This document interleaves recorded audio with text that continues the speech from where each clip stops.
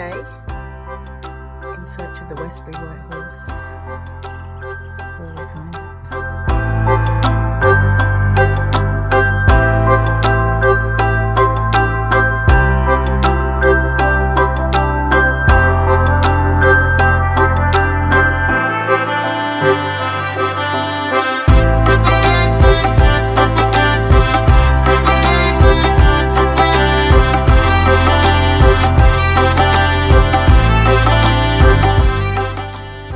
We found Westbury. We just need to go through it to find the white horse, which is over there somewhere. Let's hope it's more visible than the others. This is the parking here, I think. Is it? Yeah. There it is, right in front of us. Westbury White Horse.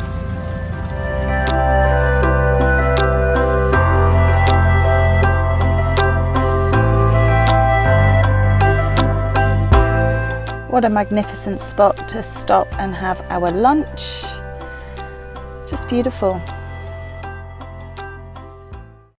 So what this says is, the Westbury White Horse is the oldest and most famous of the Wiltshire horses.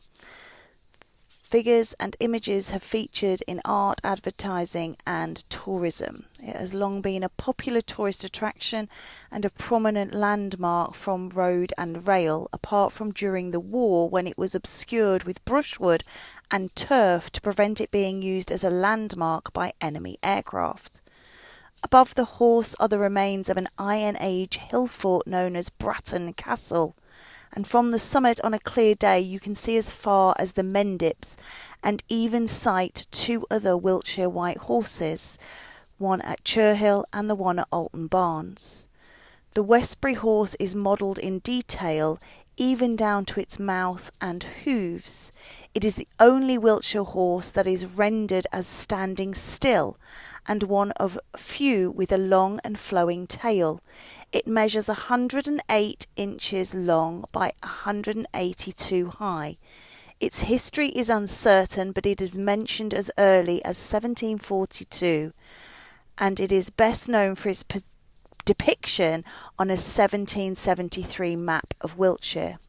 However, antiquary John Aubrey, writing in the late 17th century, makes no mention of it.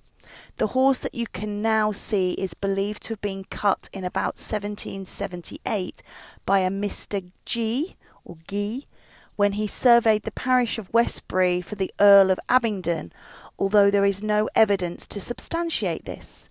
In the mid-1950s, the horse was concreted over in order to prevent the overgrowth of grass, and in 2012, local volunteers carried out a clean-up operation to give the horse a pristine coat in time for Diamond Jubilee celebrations of the Queen.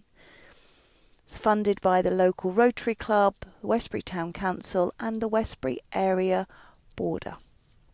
There you go.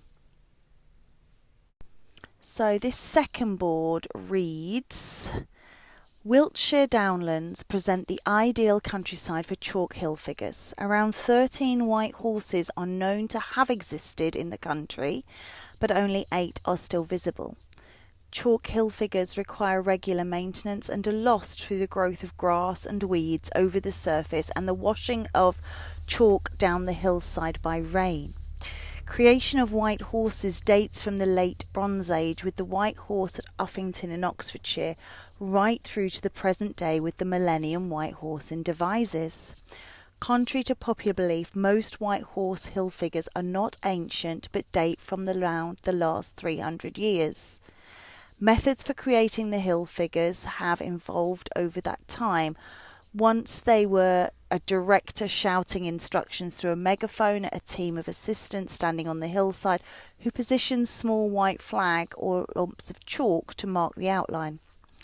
A method that has been used more recently involves marking out a grid on both a plan and on a larger scale on the hillside and transferring it by square to the design. Once the outline is complete, a trench is cut through the turf to expose the chalk rock, and then the trench is then filled with fragments of loose chalk. There are more than 30 major chalk hill figures in Britain, and hill figures have been created for a variety of reasons, from the prestigious follies of local landowners through to symbols of ancient mother goddesses, territorial markers, and they can also commemorate royal visits, coronations, jubilees, and the millennium.